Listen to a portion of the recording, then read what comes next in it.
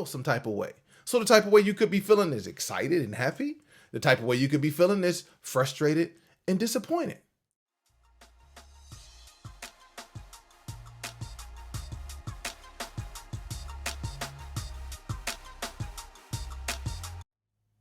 What's up?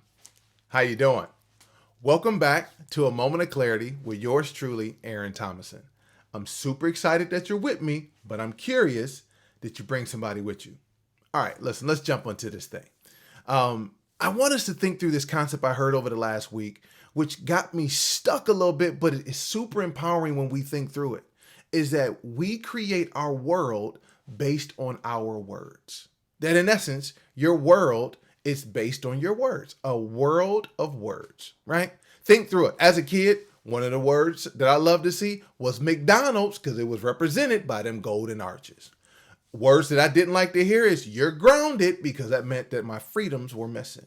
My freedoms have been halted temporarily, right? Words that I hated growing up. If I was in trouble, wait till your daddy get home, right? So these are words, these are phrases, these are things that invoke emotion. These are words that make you, as everybody says, make you feel some type of way.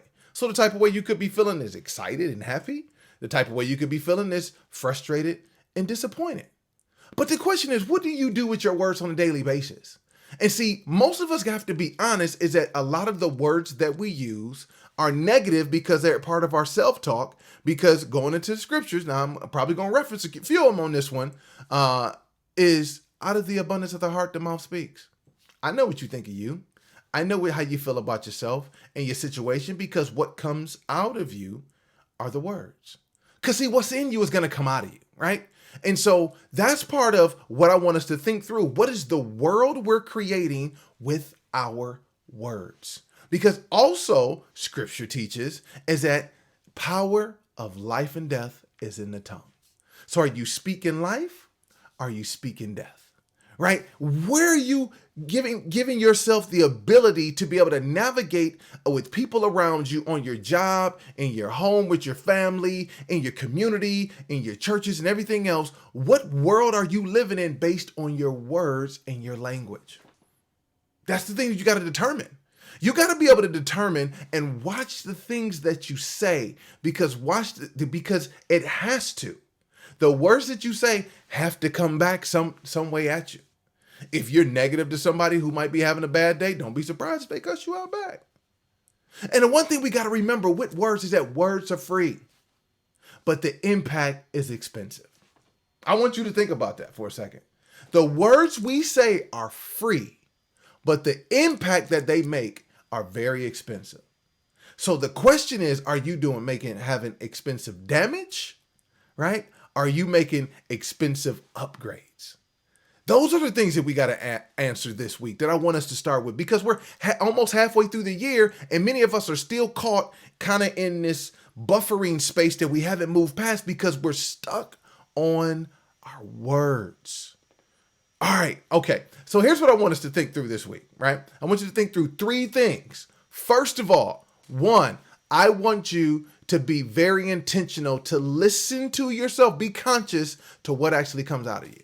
If you're in a meeting and there's an issue, are you speaking to resolve the issue with optimism, or are you jumping on board with everybody else who feels negative to say the same thing from that negative perspective? Watch your words this week. Watch what you say, because your words in essence will create the destiny in the moment in which you're in.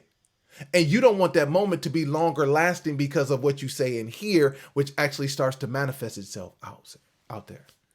All right, so watch your words this week. Second thing I want you to do, and I'm not going to be real cool about it, I want you to listen to me, remove the word should from your vocabulary. Yep, remove it. There's nothing, listen to me, there's no phrase that you can give me that's going to actually be a positive phrase that starts with should. You know something? I'm going to wait. You still trying to go through it? Go ahead. Please, go ahead. I'll wait. Exactly. There's no phrase you can come up with that should makes you feel better, is empowering, because normally should comes through, and the emotion that comes after should is shame. So why are we doing that? And see, we not only should on ourselves and with our negative self-talk, we should on other people.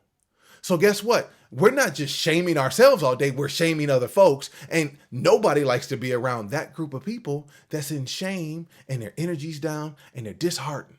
So I need you this week to remove the word should. And if people are honest, I want you to put it in the comments and let me know how often you caught yourself having to rephrase a statement, rephrase what you were getting ready to say because you were getting ready to use should and you know better now. Just now that you're conscious, you're going to watch how many times you say the word should. Last thing I want you to do this week is actually use your words to empower somebody else.